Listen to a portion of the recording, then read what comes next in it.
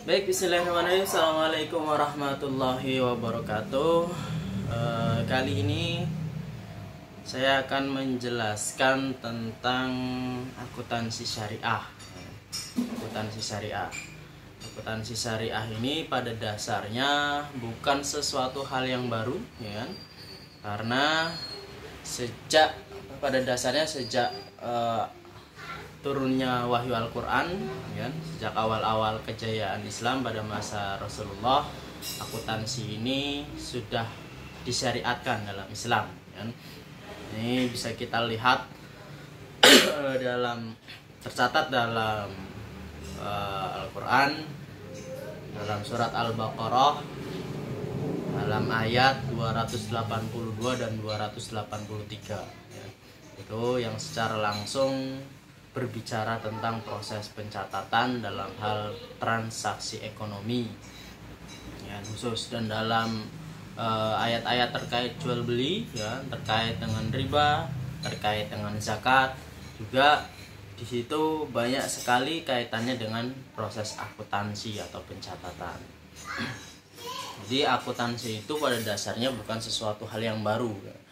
Ini cuman karena dalam beberapa hal, ya, yang menyebabkan syariat ini kemudian tidak diterapkan, ya, tidak dijalankan, karena kita kalau melihat sejarah, ya kan, Islam pernah mengalami keruntuhan, ya kan, semenjak terjadinya perang salib, ya kan, dimana banyak sekali, ya kan, karya-karya dari ulama, ya kan, karya-karya dari ulama, dari cendekiawan muslim terdahulu, ya, yang kemudian hilang, ya, dibawa, dirampok, ya, dan sebagian dibakar, ya.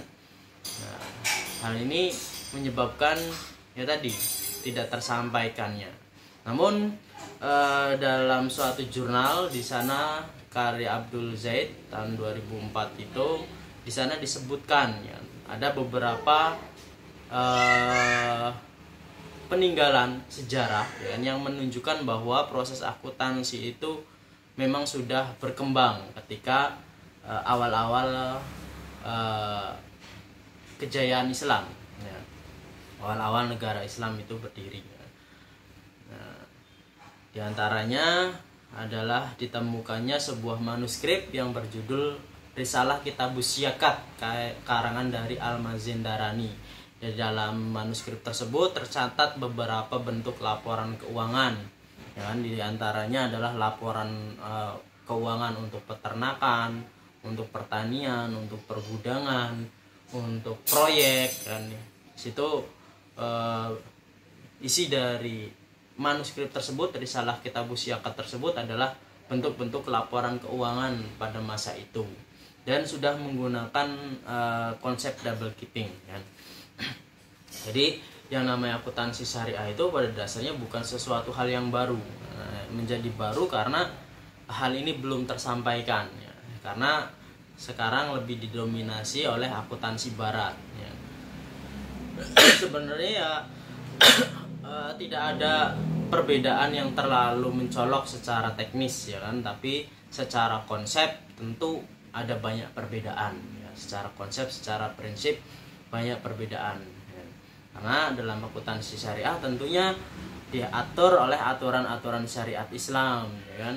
Ada sesuatu hal yang diperintahkan, ada sesuatu hal yang diharamkan, ya kan. Nah, itu yang akan sedikit kita bahas, ya, yaitu tentang akuntansi syariah kali ini. Nah, dalam akuntansi syariah secara definisi, ya kan, itu pada dasarnya juga hampir sama, ya. Nah, yang seperti hal yang dijelaskan dalam Al-Baqarah 282 dengan akuntansi modern, akuntansi barat, gitu. Mana akuntansi barat mendefinisikan akuntansi itu ke dalam beberapa proses, diantaranya proses identifikasi, proses pencatatan, proses pengkomunikasian, ya. Proses identifikasi berarti mengidentifikasi apakah sebuah transaksi itu bernilai ekonomi atau tidak. Kalau dia bernilai ekonomi yang berpengaruh terhadap aset ataukah terhadap ekuitas, ya kan, ataukah terhadap kewajiban, maka harus dicatat, ya. Maka harus dicatat. Maka proses selanjutnya adalah proses pencatatan pengklasifikasian, ya. Nah, diklasifikasikan, disummarize, ya kan, sehingga menghasilkan sebuah laporan keuangan. Nah, kemudian laporan keuangan itu informasinya disampaikan, dikomunikasikan, ya, dianalisis, ya kan, untuk kepentingan dari para pengguna laporan keuangan. Dalam Al-Baqarah 282 juga seperti itu, ya, dijelaskan. Jadi diantaranya bunyi ayatnya yaitu ya ayyuhalladzina amanu idza tadayantum bidainin ila ajalin musamma faktubu, dan seterusnya. Itu adalah ayat yang terpanjang, ya. Ayat 282 Al-Baqarah itu adalah ayat terpanjang dalam Al-Qur'an, ya. Jadi risalah akuntansi ini adalah ayatnya sebagai ayat terpanjang dalam Al-Quran, satu lembar sendiri, ya. Ayat ini juga dijadikan dasar hukum untuk notaris, ya, untuk notaris, persaksian dan lain sebagainya. Di situ dikatakan ya ayyuhalladzina amanu idza tadayantum bidainin ila ajalin musamma faktubu. Wahai orang-orang yang beriman, apabila kamu bermuamalah atau bertransaksi ekonomi, ya, tidak secara tunai atau dain tadi bidaini, ya, tidak secara tunai, untuk waktu yang ditentukan hendaklah kamu menuliskannya. Jadi kalau misalkan kita melakukan suatu transaksi ekonomi yang di dalamnya mengandung unsur dain, tadi, ya kan, dain itu ya suatu kewajiban, ya. Kewajiban yang harus dalam bentuk pembayaran, ya. Ya, tadi, ya kan, karena ada transaksi yang belum dibayarkan, ya. Ada tempo pembayaran ataupun dain atas suatu pelayanan yang belum dilaksanakan, ya, dan atas suatu pelayanan sudah dibayar tapi pelayanannya belum dilaksanakan. Contohnya adalah transaksi salam, misalkan. Salam kan istilahnya jual beli salam, itu adalah jual beli, ya, di mana uangnya itu dibayar di muka, ya. Dipesan atas suatu spesifik barang tertentu, ya kan, uangnya dibayar di muka, nanti dengan tempo tertentu baru bayar barangnya atau pelayanannya diserahkan. Nah, itu adalah contohnya. Jadi kalau misalkan ada transaksi yang mengandung unsur-unsur yang menyebabkan adanya timbulnya kewajiban atau hak-hak orang lain, ya, hak-hak orang lain, maka harus dicatat, ya, maka harus dicatat dalam ayat itu, ya. Situ ada ya ayyuhalladzina amanu, ya ayyuhalladzina amanu itu kan berarti pengkhususan, ya, tapi pada dasarnya ayat ini berlaku universal, ya, berlaku universal. Jadi penggunaan ya ayyuhalladzina amanu itu kalau menunjuk kepada sesuatu hal yang khusus, ya, misalkan kepada sesuatu hal yang bersifat ibadah, ya, maka itu memang khusus untuk umat Islam, ya. Nah, akan tetapi kalau misalkan ya ayyuhalladzina amanu ini menunjuk kepada suatu perkara yang bersifat muamalah, yang bersifat umum, yang, ya, sesuatu hal yang umum, maka ayat tersebut juga berlaku untuk umum. Akan tetapi dalam ayat tersebut ada suatu pesan, ya, ada suatu pesan yang ingin disampaikan atau yang ingin ditekankan khusus untuk orang muslim, ya. Jadi ayat itu berlaku umum, akan tetapi ada suatu pesan khusus, ya, untuk umat Islam, bahwa ada sesuatu hal yang penting, ada pesan penting yang ingin disampaikan, bahwa kegiatan dari catat mencatat dalam hal transaksi tersebut itu adalah sesuatu hal yang penting, ya. Itu adalah sesuatu hal yang penting, makanya menggunakan katanya ya ayyuhalladzina amanu, ya. Jadi ada pesan penting yang ingin disampaikan. Ini loh, akuntansi itu ada hal yang penting yang harus kamu lakukan, ya. Jadi maka harus dicatat. Di situ ada kata ida juga. Ida itu adalah sesuatu hal yang akan terjadi, sesuatu hal yang belum terjadi tapi akan terjadi, akan kita rasakan, ya, akan kita lakukan, ya. Semua orang akan melakukan hal tersebut. Itu idza maksudnya. Idza tadayantum, apabila kamu bertransaksi. Jadi belum terjadi, tapi akan terjadi. Semua orang akan merasakan, ya, transaksi tersebut. Maka kalau terjadi transaksi seperti demikian yang menimbulkan hak-hak orang lain, ya, yang menimbulkan atas hak-hak orang lain, maka kita harus mencatat. Faktubu wal yaktub bainakum katibum bil adl, dan catatlah dengan adil, dengan benar, ya. Adil di sini dalam artian ya tidak memihak, ya, tidak memihak kepada pihak tertentu. Kita bersifat netral, ya, mencatat apa adanya, tidak istilahnya menguntungkan atau merugikan salah satu pihak, atau tidak menguntungkan si pencatatnya sendiri, ya. Karena bisa saja, ya, mencatatnya ingin mengambil keuntungan, maka harus dicatat dengan adil. Kita harus bersifat netral. Secara bagi akuntan maka diharuskan bersifat netral. Informasinya pun harus netral, tidak memihak. Kemudian adil di situ juga berarti adalah menggunakan sesuatu hal yang terukur, sesuatu hal yang terstandar, ya. Harus terstandar, ya. Adil dalam artian laporan keuangan itu, catatan itu dilakukan sesuai dengan standar yang berlakunya, ya kan? Sesuai dengan standar yang berlakunya, ya. Jadi harus sesuai dengan standarnya, harus konsisten, ya. Harus terukur, ya. Karena yang namanya adil itu harus terukur. Dan bagaimana kita bisa mengukur keadilan kalau misalkan perkaranya adalah perkara yang abstrak, tidak bisa, ya. Maka harus terukur, ukurannya harus jelas, ya. Kalau dalam akuntansi kita menggunakan satuan moneter, ya. Kita menggunakan satuan moneter dalam bentuk mata uang, ya, untuk memudahkan. Jadi terukur sehingga bisa dibandingkan, bisa disajikan, ya. Jadi seperti itu. Jadi itu, ya, jadi terstandar, harus konsisten, adil, ya, dan menuliskannya dengan benar. Kemudian artinya yang selanjutnya adalah janganlah penulis menolak untuk menuliskannya sebagaimana Allah telah mengajarkan kepadanya. Jadi maksudnya adalah dalam ayat ini si penulis atau akuntan ini, ya kan, menulis harus tadi, ya, adil sesuai dengan standarnya, ya. Standarnya seperti apa? Ya sebagaimana yang Allah telah ajarkan, ya. Nah, berarti terkait dengan muamalahnya, ya, terkait dengan jenis transaksinya itu apa. Jadi diklasifikasikan sesuai dengan bentuk-bentuk muamalahnya, sesuai dengan bentuk akunnya. Kalau misalkan dalam akuntansi istilahnya, oh ini transaksi terkait dengan pembelian persediaan, oh ini transaksi terkait dengan pembelian aset, oh ini transaksi terkait dengan penjualan, nah, penjualan salam, penjualan istisna, itu akan berbeda.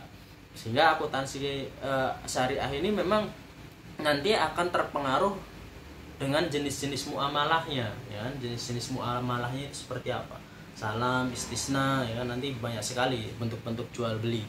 Jadi harus diklasifikasikan berdasarkan tadi jenis muamalahnya, atau dibentuk akun-akun, ya.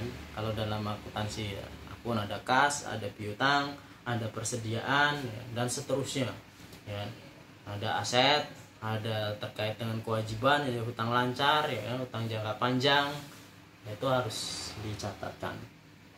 Dan hendaklah tadi, ya, menuliskannya sebagaimana Allah telah mengajarkan kepadanya. Maka hendaklah dia menuliskan, dan hendaklah orang yang berutang itu mendiktekan, ya. Tadi setelah identifikasi, ya kan, ada transaksi yang mengandung kewajiban atau tidak, yang melibatkan hak orang lain. Setelah kalau ada maka harus dicatat. Nah selanjutnya di situ harus didiktekan, ya, didiktekan itu dalam hal adalah mengkomunikasikan. Jadi hal yang tadi yang sudah dicatat tadi, sudah terbentuk laporan keuangan tadi, dikomunikasikan, ya kan? Didiktekan, dan hendaklah dia bertakwa kepada Allah, ya kan? Dan janganlah dia mengurangi sedikit pun daripadanya. Ya. Jadi sesuai informasi yang diberikan itu penuh, ya kan? Netral, tidak berpihak, harus adil, terstandar, terstruktur, ya kan, dengan waktu yang jelas, ya kan? Karena yang namanya DAIN itu, ya kan, transaksi DAIN itu waktunya harus jelas, periodiknya harus jelas. Maka pelaporan keuangannya juga harus menggunakan periode yang jelas, ya kan? Apakah mingguan, apakah bulanan, ataukah trimester, ya kan, ataukah semester, ataukah tahunan, dan lain sebagainya. Jadi harus menggunakan periodik yang jelas, ya. Dan ya tadi, ya, harus taat kepada aturan-aturan Allah. Jangan sampai kita tadi bersikap tidak netral, ya kan. Akhirnya mencatat sesuai dengan kepentingan pihak tertentu atau demi menguntungkan diri sendiri. Nah, jadi jangan sampai kita mengurangi sedikit pun fakta ataupun data yang harus kita sajikan. Jika yang berhutang itu orang-orang yang kurang akalnya atau lemah keadaannya atau tidak mampu mendiktekan sendiri, maka hendaklah walinya mendiktekan dengan benar. Jadi akuntannya mendiktekan, ya, menjelaskan tentang kondisi keuangan akuntansinya dan laporan akuntansinya seperti apa, ya. Jadi harus dengan hak, ya, bil hak.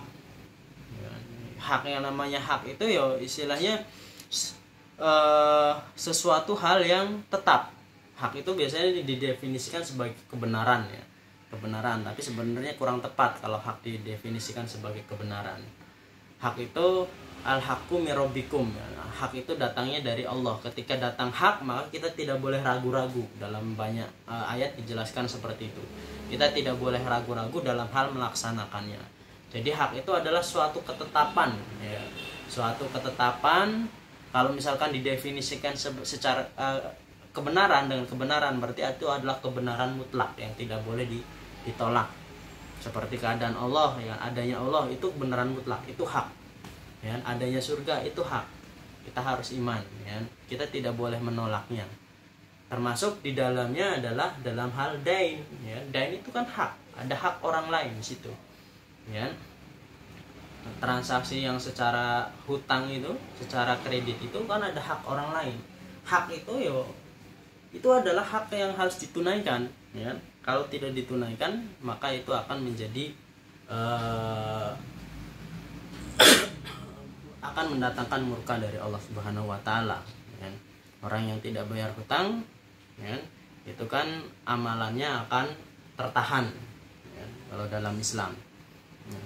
Sehingga harus hak, ya, harus disajikan secara jujur kalau misalkan dalam akuntansinya, ya. Jadi karakteristik akuntansi itu, karakteristik kualitatifnya adalah penyajian secara jujur, ya kan?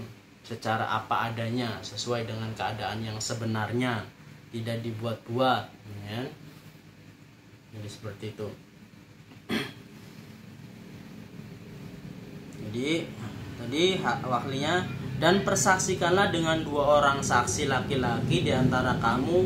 Jika tidak ada saksi dari 2 orang laki-laki itu bisa diwakilkan, ya kan, bisa 1 orang laki-laki digantikan dengan 2 orang perempuan di antara orang-orang yang kamu sukai, yang dia bisa bersikap adil, ya kan, yang dia juga mengerti, ya kan.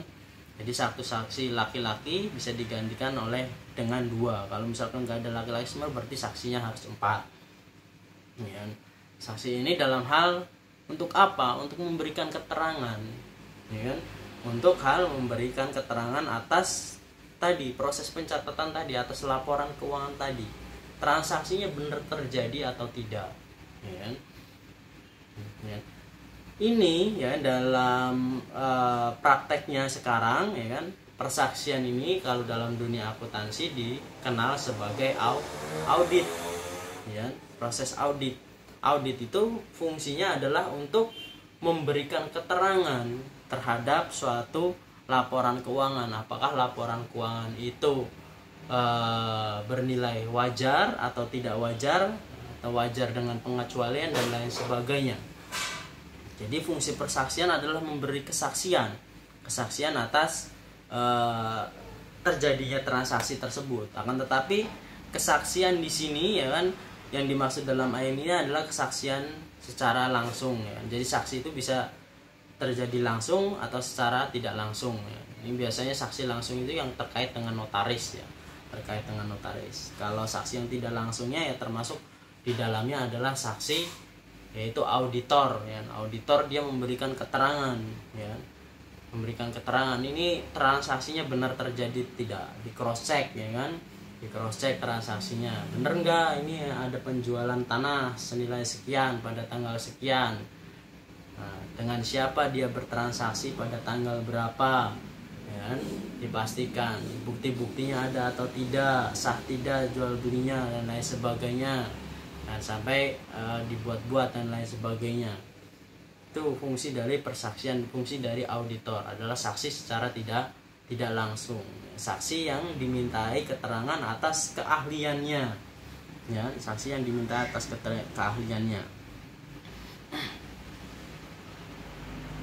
Agar apa? Agar seorang tidak ada, ya, fungsinya adalah untuk menguatkan validitas, ya. Jadi menguatkan validitas, relevansi, reliable. Jadi akuntansi itu tadi, ya kan, adanya saksi ini ada menjadi terpercaya, ya. Data yang disajikan itu memang benar-benar jujur, ya, benar-benar terjadi, ya. Kalau misal, sehingga saksi ini kalau misalkan itu ya sebagai bukti, selain bukti catatan juga bukti, ya, bukti persaksian dari seseorang, ya. Kemudian dan janganlah saksi itu menolak apabila dipanggil dan janganlah kamu bosan menuliskannya, ya. Jadi kalau misalkan dimintai keterangan, ya saksi harus memberikan keterangannya. Auditor harus wajib memberikan keterangan atas laporan keuangan. Apakah laporan keuangan itu disajikan secara wajar, tidak wajar, ya, atau wajar tanpa kecualian dan lain sebagainya, ya, harus siap. Jangan sampai lupa dan jangan sampai ragu-ragu, jangan sampai menimbulkan keraguan, ya. Maka hendaklah setiap transaksi itu diperintahkan untuk ditulis, baik sekalipun transaksi itu dilaksanakan secara tunai, ya. Karena yang namanya kalau misalkan sudah dalam bentuk korporat, ya kan, nah itu kan antar satu transaksi dengan transaksi lainnya itu akan saling terkait, ya, akan saling mempengaruhi, ya. Karena perusahaan itu dia tidak berdiri sendiri, ya, tidak hanya pemilik perusahaannya saja. Di sana ada bagian direksinya, ada karyawannya, kemudian ada yang menyuplai persediaannya, ada suppliernya, ada yang menyediakan dananya, ada investornya, ya, yang semuanya saling terkait, sehingga mereka masing-masing ini, ya kan, yang masing-masing pihak ini, ya kan, pengguna laporan keuangan itu mereka harus mendapatkan informasi, ya. Mereka harus mendapatkan informasi yang tadi adil, benar, tidak meragukan, ya kan, relevan, konsisten, terstandar, terstruktur, terukur, ya kan, nah, sesuai dengan kaidah-kaidah syariah yang ditetapkan, ya, ini, ya kan, tidak melanggar syariah. Jadi itu kan fungsinya. Jadi janganlah bosan untuk menuliskannya, untuk batas waktunya, baik utang itu kecil maupun besar. Jadi periodenya harus jelas, periode pelaporannya, ya kan, sehingga laporan keuangan itu harus disajikan tepat waktu.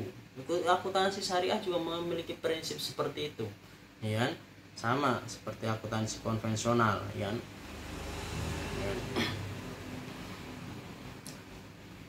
Nah, dan lebih mendekatkan kamu kepada keraguan ini, ya. Jadi yang demikian itu lebih adil di sisi Allah. Jadi tidak ragu-ragu, jadi menyampaikan sesuai batas waktunya supaya tidak menimbulkan kerugian, lebih adil di sisi Allah, lebih dapat menguatkan kesaksian, lebih validitasnya, dan lebih mendekatkan kepada ketidakraguan. Jadi jangan sampai menimbulkan keraguan, ya. Jangan sampai menyajikan asimetri informasi, ya. Dan ambillah saksi apabila kamu berjual beli, dan janganlah penulis dipersulit, dan begitu juga saksi. Jadi jangan saling menzalimi, jangan mementingkan diri sendiri, jangan mengambil keuntungan sendiri, ya kan? Jika kamu melakukan hal yang demikian, maka sungguh itu adalah sesuatu kefasikan, dan bertakwalah kepada Allah, ya. Jadi seperti itu, ya. Jadi itu ayat 282, ya. Jadi ayat 282 ini di situ sudah menjelaskan, ya, hampir sama prosesnya, ya kan? Prosesnya dengan definisi yang didefinisikan dengan akuntansi modern, ya, di mana akuntansi modern mendefinisikan kepada 3 proses, ya kan? Tadi proses identifikasi, pencatatan, dan pengkomunikasian, ya. Nah di sini juga sama, ya kan? Ada proses identifikasinya, tapi identifikasinya yang lebih menekankan kepada hal-hal yang bisa menimbulkan kewajiban, ya. Transaksi ekonomi, hal yang bisa menimbulkan kewajiban, yang menimbulkan hak-hak orang lain, yang harus melindungi hak-hak orang lain. Kalau sebuah transaksi itu terkait dengan hak-hak orang lain, maka harus dicatatkan, ya, supaya itu tadi, supaya adil, tidak terjadi masalah, ya, supaya tidak terjadi permasalahan, tidak terjadi konflik, ya. Jadi akuntansi itu, dalam akuntansi syariah itu bukan hanya istilahnya untuk kepentingan material saja, ya. Kepentingan materialnya ada, tapi kepentingan spiritualnya juga ada, ya. Kepentingan spiritualnya juga ada. Maka tujuan akuntansi syariah itu ada 2. Yang pertama adalah tujuan umum dan tujuan khusus. Tujuan umumnya ya berarti tadi menyediakan informasi keuangan untuk siapa?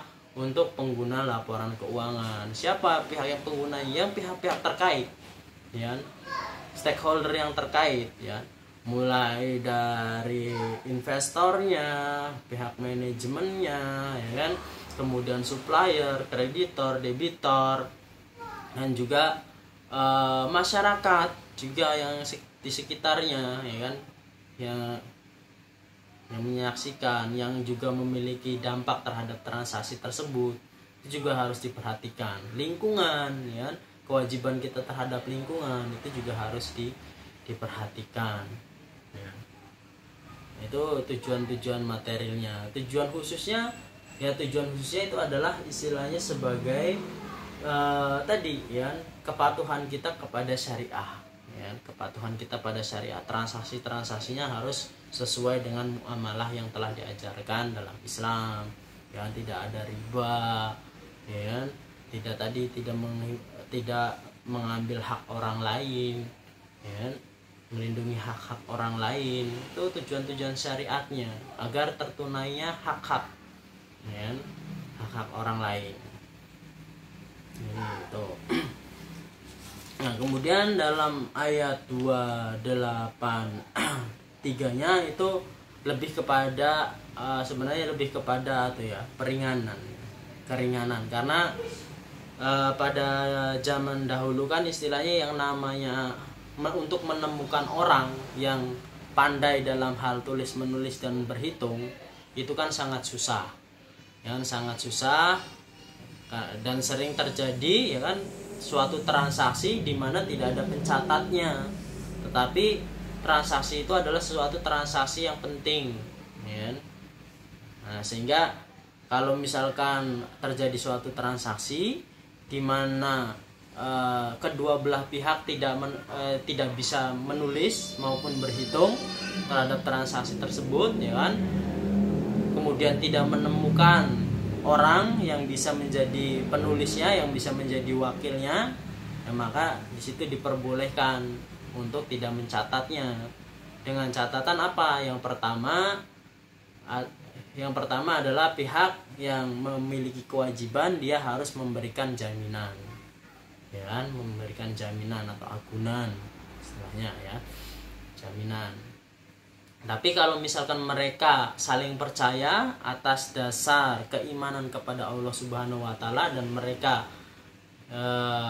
tidak mungkin mengingkarinya karena atas kesaksiannya tersebut, kan, maka diperbolehkan transaksi tersebut, ya. Jadi memang dalam kondisi yang darurat, ya, tidak ditemukan sama sekali orang yang tidak bisa menulis, tidak mengerti terkait dengan hitung menghitung, tidak mengerti terkait dengan kegiatan tulis menulis, apalagi terkait dengan akuntansi. Nah, ini diperbolehkan untuk tidak mencatat, ya.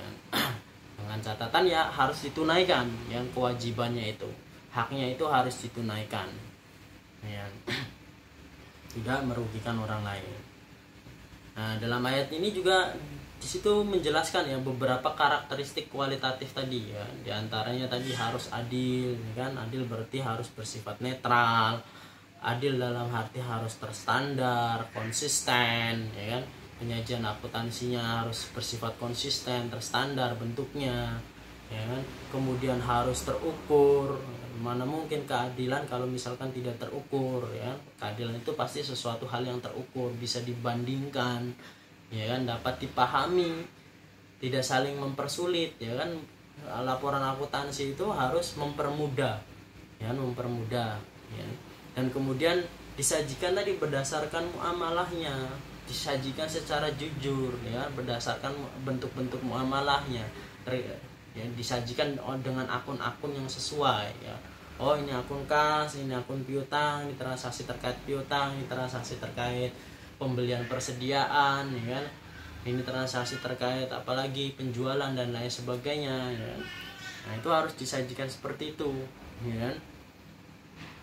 Meskipun transaksi itu dilakukan secara tunai, maka pada dasarnya ayat ini kan diturunkan itu adalah intinya, tujuan utamanya adalah disyariatkannya pencatatan. Kalau misalkan pencatatan itu tidak disyariatkan, ngapain, kan? Allah menurunkan firman ini, ya. Buat apa? Karena pencatatan ini adalah sesuatu hal yang penting, maka diturunkanlah wahyu ini. Maka tujuan utamanya ya semua transaksi baik tunai tidak tunai itu harus dicatatkan. Itu, ya kan, akuntansi syariah, ya. Sudah ada sejak dulu, ya kan? Dan dalam pencatatannya akuntan harus jujur, ya kan, mencatat tadi sesuai dengan muamalahnya, jangan sampai bertentangan dengan muamalah dengan syariat Islam, ya kan? Karena akuntan itu di situ memiliki konsekuensi juga, ya kan? Dalam suatu hadis dikatakan akila riba wa muakilahu wa katibahu wa syahidaihi wa qalahum sawa. Jadi pemakan riba, pemberinya, ya kan, pencatatannya dan kedua saksinya yang mensaksikan dari transaksi tersebut, itu yang membenarkan transaksi tersebut itu dihukumi sama, ya. Jadi kalau misalkan kita mau berbuat kecurangan, berpihak pada salah satu pihak, ya kan, di mana pihak tersebut istilahnya melanggar ketentuan-ketentuan syariat dan kita mencatatkannya, kita mengamininya, kita membenarkannya, nah maka kita juga terkena konsekuensinya, ya, terkena konsekuensinya. Jadi tadi harus adil, benar, disajikan secara jujur, ya kan, dapat dipahami, dapat dibandingkan, informasinya relevan, dibutuhkan oleh pihak-pihak yang terkait, ya kan. Hak-hak dari pihak terkait itu harus terpenuhi, ya kan. Investor kebutuhan informasinya apa, pihak manajemen kebutuhan informasinya apa, pihak supplier kebutuhan informasinya apa, ya kan. Kemudian pihak kreditor kebutuhan informasinya apa, itu semuanya harus dipenuhi, ya kan. Harus memenuhi, ya, sehingga hak-hak mereka bisa ditunaikan, ya, hak-hak mereka bisa ditunaikan. Masyarakat yang terkena dampak atas aktivitas kegiatan ekonomi yang dilakukan juga oleh perusahaan, misalkan mereka juga harus memiliki hak untuk mendapatkan informasi, ya, informasi yang dilakukan perusahaan terkait kepedulian lingkungannya, sosial masyarakatnya. Nah, itu akuntansi syariah, ya, sudah secara umum seperti itu. Jadi pada dasarnya Islam sudah memiliki konsep yang jelas, ya.